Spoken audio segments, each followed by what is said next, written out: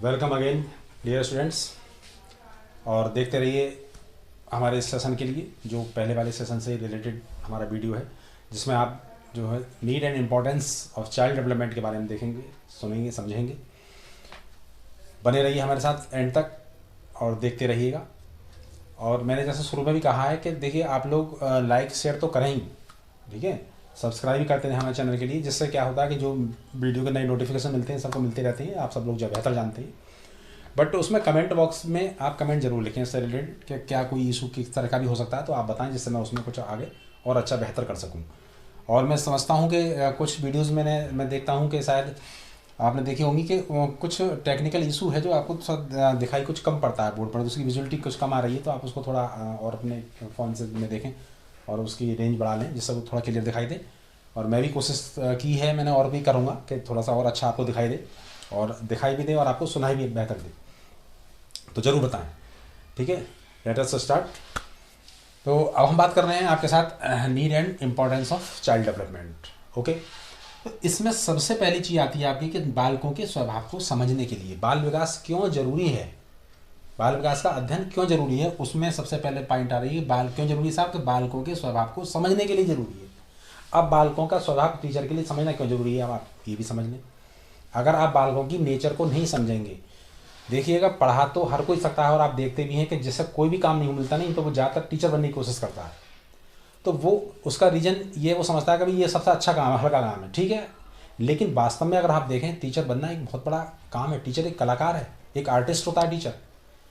क्यों? क्योंकि उससे जैसे आप फिल्म देखते हैं तो फिल्म में जो एक्टर होते हैं तो आप देखते हैं उसको कहीं सॉन्ग भी गा रहे हैं वो और तरह तरह की एक्टिंग में इन्वॉल्व रहते हैं। तो वही काम टीचर का भी होता है। बड़े बच्चे हैं तो उनके साथ रोल प्ले उसे अलग करना है, छोटे बच्चे हैं तो अलग प्ले करना है। तो आप देखेंगे चूँकि आप कक्षा 1 से क्लास 1 से क्लास 8 तक बच्चों को पढ़ाएंगे, तो उसमें आप देखते हैं छोटे बच्चों में जब एक से मैं कहूँ अगर 1 से 5 तक के बच्चे होते हैं तो उनकी समझ थोड़ी कम विकसित होती है, लेकिन समझने के लिए बहुत रेडी होते हैं वो। जैसे जैसे हम अपर क्लास में जाएंगे उनको समझाना बहुत मुश्किल, लेकिन उनको समझाना वो मुश्किल थोड़ा इसलिए होता है कि बच्चों का दिमाग थोड़ा क्या होता है, खेल की ओर होता है। अब जब खेल की ओर है तो उनकी रुचियों को हम जानें, तो हम उनके लिए क्या करते हैं, आप देखेंगे भी कि स्कूल में क्या होती है, खेल खेल में पढ़ाना बच्चों के लिए, यानी खेल विधि द्वारा। फ्राइबिल ने कहा है कि बच्चों को खेल द्वारा शिक्षा दी जानी चाहिए। तो हम ऐसी पहेलियां हैं, ऐसे चार्ट सब यूज करते हैं जब बच्चे देख सकते हैं समझ। तो अब मतलब कहने का वो तो एक अलग चीज़ होगी हमें किस तरह से पढ़ाना है, बट ये कि उनके स्वभाव को समझें, बच्चा क्या समझने के लिए तैयार है, क्या कब सीखने के लिए तैयार है। तो वो चीज़ ज़रूरी है कि बच्चे का स्वभाव क्या है, उसकी हैबिट क्या है आखिरकार। जब तक हम नहीं जाएंगे, जब तक हम बच्चे को बच्चा बनकर नहीं पढ़ाएंगे, तब तक हम उसके अपने दिमाग को उसके लेवल तक नहीं रखेंगे। आप देखते हैं कभी कभी क्या होता है कि बहुत से टीचर जनरली बहुत जल्दी से गुस्सा कर जाते हैं बच्चे के ऊपर, कुछ समझ नहीं आया एकदम से। अब हालांकि वो चीज़ बहुत कम हो गई है, गवर्नमेंट का प्रेशर भी है और ये कभी बच्चे को बहुत पनिशमेंट नहीं देना है फिजिकली, बट लेकिन कहीं कहीं ज़रूरी भी हो जाता है। तो वहाँ पर वो चीज़ इसीलिए ज़्यादा उसको बैंड कर दिया गया। कभी कुछ टीचर होते हैं बच्चे के साथ बहुत दुर्व्यवहार हो जाता है, तो आप देखते हैं तो बहुत गुस्से में आ जाते हैं, भी चीज़ समझ क्यों नहीं आई। कुछ बच्चे समझ गए और बच्चे को जैसे टेस्ट लिया या बच्चे को हम कुछ एग्जाम दे रहे हैं भाई क्या सीखा सबने, तो वहाँ कुछ बच्चे जल्दी सीख पाते हैं, कुछ देर से सीख पाते हैं। तो वो सब चीज़ क्या होती है, तो अब उनको सबको तालमेल बैठाने के लिए बच्चा देर से नहीं सीखा तो उसका रीज़न क्या, बच्चे की गलती नहीं वहाँ पर। तो आपको देखना है कि बच्चे ने मेरे सब्जेक्ट में ये सीख नहीं पाया, या कोई भी चीज़ जो पढ़ा रहे हैं आप वो क्यों नहीं सीख पाया, कोई और बता रहा है वो क्यों नहीं समझ पा रहा है, उसके पीछे रीज़न क्या वो जानना चाहिए बच्चे के लिए। क्योंकि बालक है, जैसा चाहें उसे हम वैसा मोड़ सकते हैं, है ना। तो इसलिए बच्चे के स्वभाव को समझने के लिए ये सब चीज़ बहुत जरूरी है, चाइल्ड डेवलपमेंट जरूरी है। नेक्स्ट पॉइंट पर हम डिस्कस करते हैं फिर क्या, बालकों की अधिगम प्रक्रिया को समझने के लिए। तो बालकों की अधिगम प्रक्रिया, अरे भाई लर्निंग प्रोसेस के प्रकार की है। बालकों में जो हम बच्चों को सिखाएं, बच्चों को पढ़ाएं, तो आप देखते हैं कि कभी कभी अधिगम प्रक्रिया शुरुआत जो हम बच्चों की करते हैं क्या है, एक टीचिंग मैगजीन्स हैं, उसमें क्या है बच्चों को हम सरल से कठिन की ओर पढ़ना सिखाते हैं। जनरली बात है, सीख स्वाभाविक भी बच्चा के पहले क्या होता है ABCD सीखता है, उसके बाद ही वर्ड बोलेगा, फिर सेंटेंस में समझेगा, फिर काइंड ऑफ सेंटेंस समझते हैं, आगे आगे हम इस तरीके से आगे बढ़ते चले जाते हैं। शुरू में गिनतियाँ सिखाते हैं, है ना, फिर उसको टेबल सिखाते हैं, फिर उसको सम और सब्ट्रैक्शन के सवाल कराते हैं, है ना, मल्टीप्लिकेशन है, डिवाइडेशन है, वो क्या चीज़ है, फिर उनकी यूटिलिटी के बारे में बच्चा समझता है। तो ये सब एक क्रम है, सरल से कठिन की ओर बच्चा चलता है। तो ये क्या है कि अधिगम की प्रक्रिया, यानी बच्चा किस प्रकार से अच्छा सीख सकता है ना। सब बच्चे हैं तो उनके लिए सिखाने के लिए कभी हम चार्ट का प्रयोग करते हैं, कभी मॉडल का प्रयोग करते हैं। तो ये सब चीज़ें हैं कि बालक को किस प्रकार से अच्छा तरह से सिखाया जा सकता है। तो तो ये सब क्या है, सब हमारे लर्निंग प्रोसेस के अंतर्गत आती है। नेक्स्ट है बालकों में विकास की प्रक्रिया को समझने के लिए। अब हम देख रहे हैं बालकों के विकास की प्रक्रिया। जैसे ये पॉइंट है कि भाई बालकों के स्वभाव, अगले में आया बालकों की अधिक लर्निंग प्रोसेस क्या है, इसमें आया बच्चों की जो डेवलपमेंट स्टेजेस है, डेवलपमेंट प्रोसेस है, उसको समझने के लिए। तो कुछ बच्चों में हम देखते हैं कि शारीरिक विकास क्या होता है, कम होता है, किसी में तेज़ी के साथ होता है। उसी प्रकार से मानसिक विकास को अगर हमने तो मानसिक विकास किसी में कम होता है, किसी में ज़्यादा तेज़ी गति से होता है।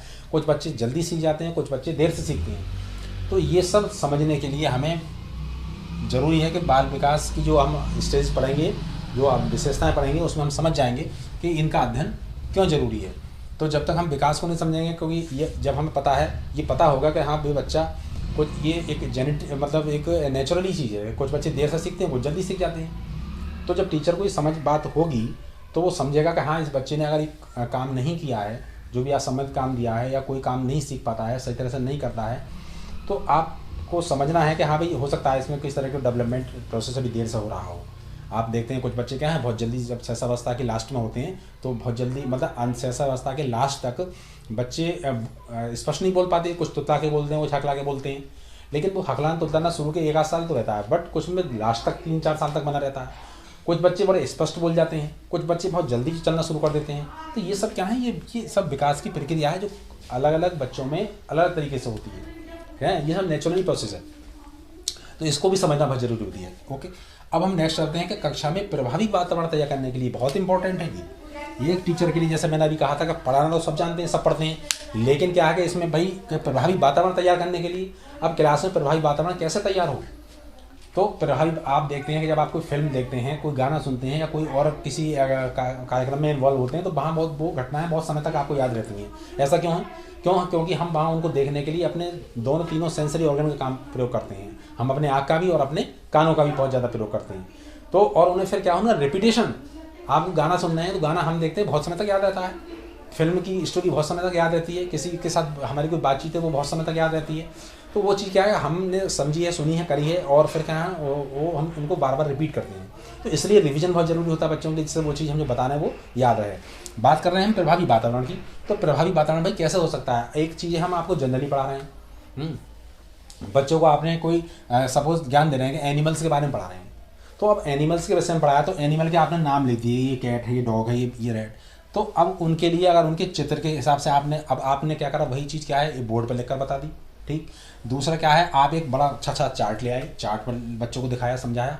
तो बच्चा क्या है, अरे बहुत छोटे बच्चों को ये सब चीज़ें बहुत पसंद होती हैं, कहानी के द्वारा, कविता के द्वारा, है ना, चार्ट उनके द्वारा। तो आप देखेंगे जब बेसिक स्कूल में कहीं पहुंचेंगे आप लोग, तो वहाँ देखते हैं कि बहुत सारे दिवालें और सब ये स्लोगन्स और ये सब चित्र वगैरह सब लिखे होते हैं। वो इसीलिए जैसे बच्चे जुड़े, बच्चों को आकर्षक लगे सब चीज़। तो वही चीज़ हमें क्लास में एक अच्छा एनवायरनमेंट करने के लिए सब करने की होती है, जिससे बच्चा जल्दी से जल्दी सीखे और बच्चे का ध्यान चारों तरफ को नभिर्मित होकर आपकी तरफ को रहे जहाँ आप पढ़ा रहे हैं।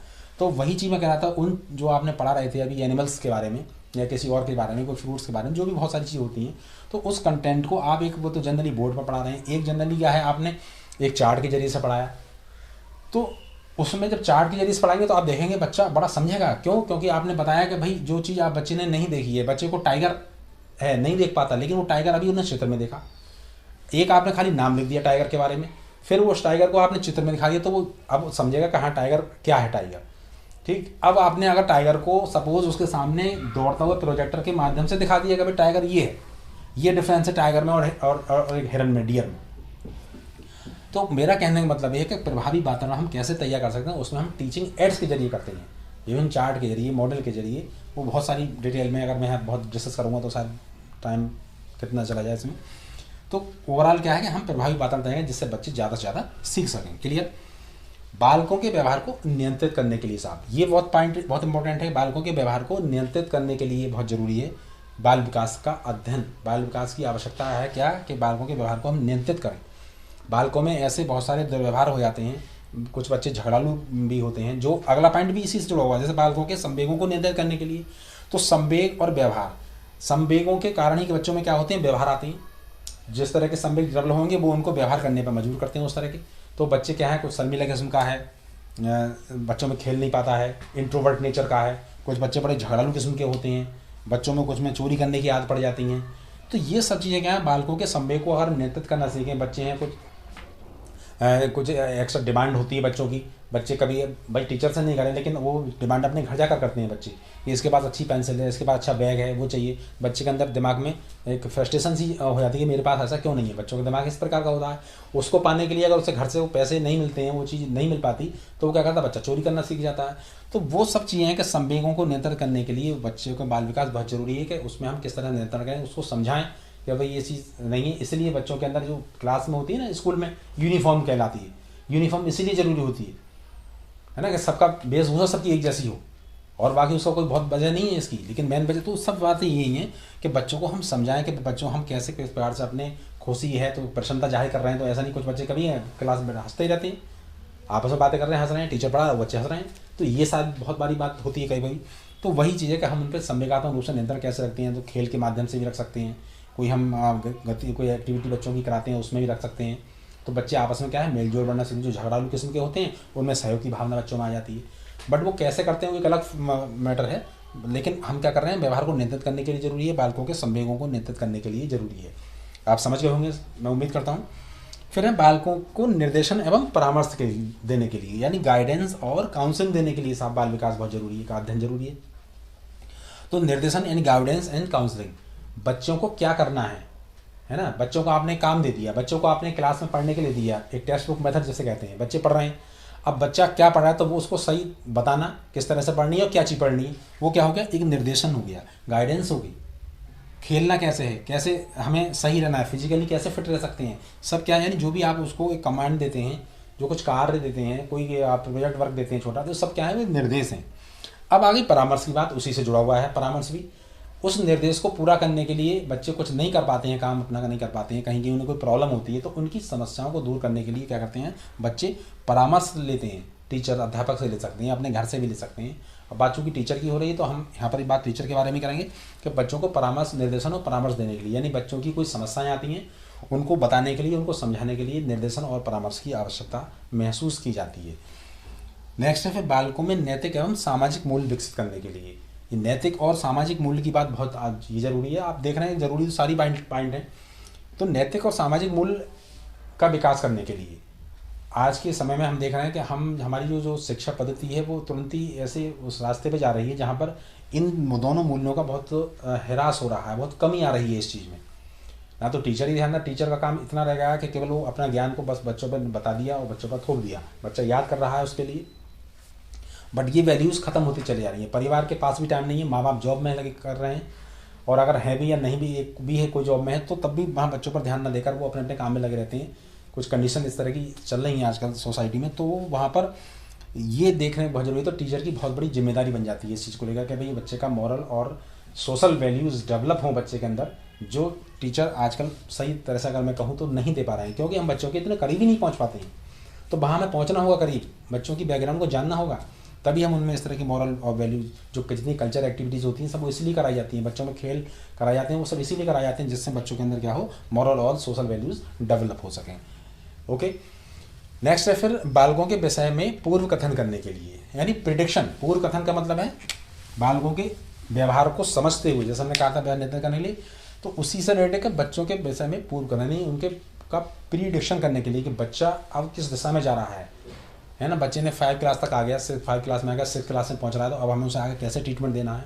कोई बच्चा झगड़ालू किस्म का है, कोई बच्चा शर्मीले किस्म का है, कोई बच्चा बहुत प्रतिभाशाली है, कोई बच्चा बहुत ज़्यादा क्रिएटिव है ना। तो ये सब देखते हुए हम उसके में प्रिडिक्शन करते हैं कि भाई जो पेरेंट्स मीटिंग होती हैं पेरेंट्स के साथ, तो हम बताते हैं बच्चों के लिए कि भाई बच्चों के लिए आपको क्या और गाइडेंस मतलब देने चाहिए, क्या उनके लिए अच्छा हो सकता है, आगे उनके फ्यूचर के लिए क्या चीज़ सही हो सकती है। तो ये सब टीचर देता है। टीचर ज़्यादा समय बच्चों के पास, उनके करीब में रहता है, उनके टच में रहता है, बच्चों को बेहतर जानता है। तो थोड़ा सा तो इसलिए जानना चाहिए जिससे वो सही प्रकार से बच्चों के बारे में प्रिडिक्शन कर सके और फिर उसके बारे में माँ बाप उस पर उसके ध्यान दे सकें। फिर रहता है हमारा बालकों के व्यक्तित्व को समझने के लिए, तो सब इसी बात से जुड़ा हुआ है। जब हम बच्चों के करीब पहुँचेंगे, उनकी पर्सनैलिटी को समझेंगे, तो बच्चों की पर्सनैलिटी को अगर हम समझेंगे कि बच्चा किस प्रकार की दिशा में मूवमेंट है उसका, बच्चे में कोई ख़राब आते तो नहीं हो गई हैं, क्यों, क्योंकि ये जो बाल अवस्था होती है ना, ये शैशवावस्था जिस प्रकार से क्या है, एक शुरुआती अवस्था है। तो शैशवावस्था में बच्चा इतना समझदार नहीं होता, लेकिन बाल अवस्था में आकर क्या है उसके अंदर कुछ समझदारी डेवलप हो जाती है। जब समझदारी डेवलप हो जाती है तो अब हम उसके की पर्सनैलिटी को बेहतर समझ सकते हैं कि बच्चा क्या कहना चाहता है। उसके व्यवहार के माध्यम से वो बच्चे देखते हैं, बच्चे आपस में खेल रहे हैं, बच्चे क्लास में हैं तो टीचर हर समय रहते हैं उसके साथ, तो वो समझते हैं कि बच्चे की पर्सनैलिटी किधर को मूव कर रही है। अगर गलत दिशा में जा रही है तो उसको सही करने का प्रयास किया जाता है, ऑलरेडी सही है तो और बच्चों की हेल्प करने के लिए उनको जोड़ा जाता है। तो इसलिए बच्चों की पर्सनैलिटी अच्छी बने, है ना, बच्चे अच्छे बने, स्कूल का भी नाम हो, उनके पेरेंट्स का भी नाम हो, उनके टीचर्स का भी नाम हो। तो ये सब चीज़ें समझने के लिए व्यक्तित्व को समझने की बहुत आवश्यकता होती है, जिससे बच्चे की पर्सनैलिटी अच्छी तरह से डेवलप हो सके और वो सही दिशा में जा सके और सही समाज का निर्माण कर सके। नेक्स्ट, तो ये अब हमारे ऐसे लगभग 10 पॉइंट हो गए, आप देख रहे हैं, और भी बहुत सारे पॉइंट हो सकते हैं, ऐसा नहीं है। तो मैंने जैसे अभी ये कहा था कि ये जो पॉइंट हैं इसमें इनडायरेक्टली आपको क्वेश्चन मिलेगा, ऐसा नहीं है कि टू द पॉइंट साहब इसमें कोई आ जाए, कभी बाल विकास का अध्ययन क्यों जरूरी है, उसमें 4 ऑप्शन आपके सामने आ जाएँ, हो सकता है आ भी सकते हैं, लेकिन आप एक पेडागोजी बेस्ड ये टॉपिक थे जो इससे पहले दिया मैंने ये, और ये नीडर इंपॉर्टेंस का ये। अब उसी क्रम में हम आगे देखें तो आप देख रहे होंगे कि ये है हमारे बाल विकास को प्रभावित करने वाले कारक क्या हैं, यानी फैक्टर्स कौन कौन से हैं। जैसे मैंने अभी पीछे बताया भी था, तो ऐसे कौन कौन से फैक्टर्स हैं जो हमारे चाइल्ड डेवलपमेंट में रुकावट पैदा करते हैं, है ना, फैक्टर्स का मतलब यही हो गया। तो उसमें हम देखते हैं कि फैक्टर्स कौन कौन से हैं हमारे, ध्यान रखें इसको। पहला जैसे हमारा क्या है, आनुवंशिकता, हेरिडिटी। तो सीधी बात है, इस आनुवंशिकता में ना तो टीचर कुछ कर सकता है ना उसके माँ बाप कुछ कर सकते हैं। जो चीज़ बच्चे में पहले नेचुरली आ रही है वो आकर रहती है। कुछ जो डिसऑर्डर होते हैं वो जन्म से ही होते हैं, कोई उसमें नहीं कर सकता, इवन डॉक्टर भी उसमें फेल हो जाते हैं। तो ये जो चीज़ें होती है कि आनुवंशिकता जो एक फैक्टर है, ये एक ऐसा जन्मजात फैक्टर है, तो ये इसमें हम सुधार जो कर सकते हैं वो थोड़ा बहुत उसके बच्चे की प्रैक्टिस के जरिए, उसमें वातावरण के अच्छा एनवायरनमेंट देकर ही हम उसमें कर सकते हैं। बाकी उसमें और कुछ ज़्यादा हम नहीं करते। कुछ अनुवांशिक विकार होते हैं बच्चों के अंदर, उसकी वजह से बच्चा सही प्रकार से आपस में बात नहीं कर सकता, एक एबनॉर्मल बिहेवियर हो जाता है, या धीरे कम सीखता है या देर से सीखता है ना। तो ये बहुत सारी बातें होती हैं, तो उसको हम समझें। नेक्स्ट है फिर वातावरण। वातावरण आप जानते हैं कि जैसे उसने कहा था फ्राइड ने कि भाई मुझे चाहो जैसा बालक दो मैं उसको वैसा बना सकता हूँ। और फ्राइड ने तो ये कहा, चलो उसने बहुत सारी स्टडी की, बट आप देखते हैं कि अगर 2 बच्चे हों, है ना, और उसको एक अलग माहौल में रख दिया जाए, दोनों बच्चों के लिए अलग अलग रख दें, एक की शिक्षा एक जनरल स्कूल से कराई जाए, एक की बहुत अच्छी पब्लिक स्कूल से कराई जाए, या फिर उसको एक बहुत अच्छा एनवायरनमेंट दिया, तो मैं समझता हूँ कि जो एनवायरनमेंट है वो उस पर ज़्यादा प्रभावी होता है बच्चे पर। आनुवांशिकता तो है ही, आनुवांशिकता तो एक बेसिक चीज़ है जिसमें हम बदलाव तो नहीं कर सकते, लेकिन वातावरण एक ऐसा है कि हम अच्छा वातावरण देकर उस आनुवांशिकता के वाले फैक्टर को दबा सकते हैं। अगर बच्चे में कुछ आनुवांशिक यानी डिसऑर्डर हैं तो कुछ हद तक उसमें बहुत हद तक सुधार भी किया जा सकता है ना। तो वातावरण अच्छा मिलेगा तो बच्चे अच्छे तैयार होते हैं और अच्छे नागरिक बनते हैं और अच्छी उनमें हैबिट्स का विकास होता है। तो वातावरण सब जानते हैं, वातावरण भी एक बहुत इंपॉर्टेंट रोल प्ले करता है और जो कि आनुवंशिकता से ज़्यादा प्ले करता है ना। बहुत आप देखते होंगे कि भाई एक जो मजदूरी करने वाले जो माँ बाप होते हैं, जो मजदूर वर्ग होता है, उनके बच्चे बहुत कुछ क्षेत्रों में बहुत अच्छे निकल जाते हैं। कोई बहुत अच्छा म्यूजिशियन बन जाता है, कुछ बहुत अच्छा कलाकार भी बन सकता है उनमें, यानी क्रिएटिव नेचर आ सकती है उनके अंदर। तो ये चीज़ डिपेंड करती है। तो एनवायरनमेंट का इफेक्ट बहुत ज़्यादा है, तो कहीं से कहीं बच्चों को पहुँच सकता है। तो इसलिए कोशिश करना चाहिए टीचर को कि अपने स्कूल में दे सकता है टीचर एनवायरनमेंट, तो अच्छा वातावरण तैयार करें जिससे बच्चों को आप अच्छी लर्निंग दे सकें, अच्छी उनके अंदर सोशल एंड मॉरल वैल्यूज़ का निर्माण कर सकें। नेक्स्ट आती है फिर हमारी बुद्धि, यानी अब ये बुद्धि भी बच्चों को के विकास को प्रभावित करती है। भाई जिसमें आनुवंशिकता ने प्रभावित किया, वातावरण ने प्रभावित किया, अच्छे वातावरण वाले बच्चे अच्छे होंगे, बल कम होंगे, डिस्कस कर चुके हैं हम। अब बुद्धि किस प्रकार से प्रभावित करती है सब जानते हैं। अगर बच्चे के अंदर बुद्धि एक मेन फैक्टर है ना, बच्चे कम बुद्धिमान होते हैं, डल बुद्धि हो सकते हैं, सामान्य बुद्धि हो सकते हैं, प्रतिभाशाली हो सकते हैं, है ना, एक्स्ट्रा ऑर्डिनरी बच्चे होते हैं, तो बुद्धि भी विकास को प्रभावित करती है। अच्छी बुद्धि होगी तो उनका पर्सनैलिटी डेवलपमेंट उसी प्रकार से होगा, अच्छा होगा, जल्दी सीखेंगे और बहुत अच्छा काम कर सकते हैं, समाज के लिए नई दिशा दे सकते हैं, समाज के लिए नई सोच दे सकते हैं। तो बुद्धि जो है एक बहुत बड़ा रोल प्ले करती है इसमें। फिर आप देख रहे हैं इसमें लिंग, सेक्स जिसे कहते हैं, यानी सेक्स से मतलब यहाँ पर क्या है कि मेल है, फीमेल है, चाइल्ड। तो मेल फीमेल के अंदर भी हम देखते हैं कहीं कहीं आप देखते हैं कि पहले समय में ये चीज़ बहुत होती थी, अब आकर वह मैं समझता हूँ कि आधुनिक समय में चीज़ें बहुत कम हो गई हैं। बट फिर भी कहीं ना कहीं हम देखते हैं कि लिंग जो होता है, सेक्स जो होता है बच्चे का, लड़का लड़की में फिर भी कहीं ना कहीं फ़र्क महसूस किया जाता है। और वो फ़र्क मतलब कहीं कहीं मैं समझता हूँ नेचुरली भी हो सकता है। कुछ क्षेत्रों में लड़कियाँ ज़्यादा डेवलप कर जाती हैं, जैसे आप देख सकते हैं कि मैं जो देखता हूँ कि फिजिकल अगर हम डेवलपमेंट को, शारीरिक विकास को लें, तो तो गर्ल्स में फिजिकल डेवलपमेंट ज़्यादा तीव्र गति से होता है इन कंपेरिजन ऑफ बॉयज़। तो एक ये चीज़ नेचुरल है, इसमें भी कोई कुछ नहीं कर सकता। तो एक ये और बहुत सारी चीज़ें होती हैं, जैसे हम थोड़ा सा देखें अगर पर्सनलिटी पावर को लेकर देखते हैं हम, है ना, तो वो भी मतलब बॉयज़ में थोड़ी ज़्यादा होती है। लेकिन ऐसा नहीं कि आज अगर हम मानसिक क्षमता को देखें तो मानसिक क्षमता में गर्ल्स पीछे नहीं है। वो वही बात आ गई कि वातावरण पहले नहीं मिलता था लड़कियों को, वातावरण तो बहुत क्षेत्रों में पीछे रह जाती थी बच्चों से, लड़कों से। लेकिन आज के समय में उन्हें बहुत अच्छा एनवायरनमेंट दिया जा रहा है, तो लड़के पीछे रह जा रहे हैं और लड़कियाँ आगे निकल जा रही हैं। लेकिन वो बात एक अलग हो गई। लेकिन हम बात कर रहे हैं प्रभावित करने वाले फैक्टर्स की, तो कहीं ना कहीं जो सेक्स है ये बच्चों के विकास को प्रभावित कर जाता है। कहीं भी हमारी सोसाइटी इस प्रकार की है फिर भी अभी भी, जिसे हम कह सकते हैं कि रूढ़िवादी सोच जिसे कहते हैं, तो वो कहीं ना कहीं हावी हो जाती है और जिससे बच्चों के कुछ क्षेत्रों में, कुछ स्थानों पर, कुछ जगह ये चीज़ प्रभावित कहीं ना कहीं कर जाती है बच्चों के लिए। फिर आती है हमारी ग्लैंड्स। तो हमारे अंदर हम देखते हैं बायोलॉजिकल रूप से हमारे अंदर कुछ एंडोक्राइन और एक्सोक्राइन ग्लैंड होती है ना। तो ग्लैंड्स का क्या काम होता है कि हार्मोन्स सिक्रेशन करना।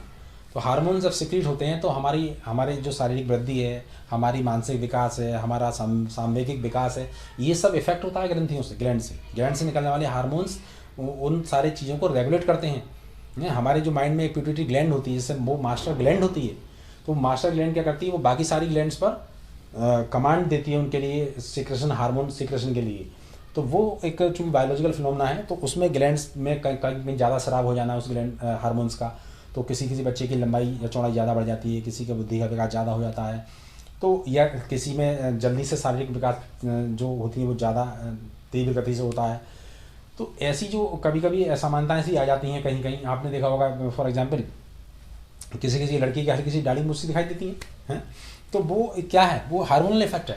कुछ बच्चे डार्क हो जाते हैं, बौने होते हैं, ग्लैंड्स के कारण है।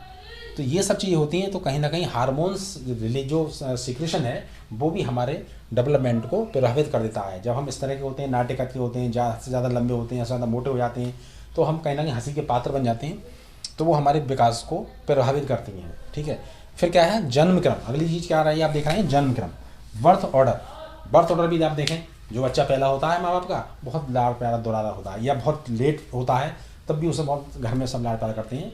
तो उसमें हम देखते हैं तो बच्चे कहते हैं ना बाल प्यार में बिगड़ गए, तो वो बिगड़ना जो होता है वो वहाँ पर ये चीज़ कहलाती है। तो बच्चे को उसको ज़्यादा लाड़ प्यार दिया जाता है, बहुत वक्त ध्यान रखा जाता है। दूसरा बच्चा हुआ तो उसमें क्या है, वो सब चीज़ें उसके साथ भी नहीं हो पाती हैं, तो उसमें क्या होता है, उनके डेवलपमेंट में कुछ ना कुछ चेंज हो जाते हैं।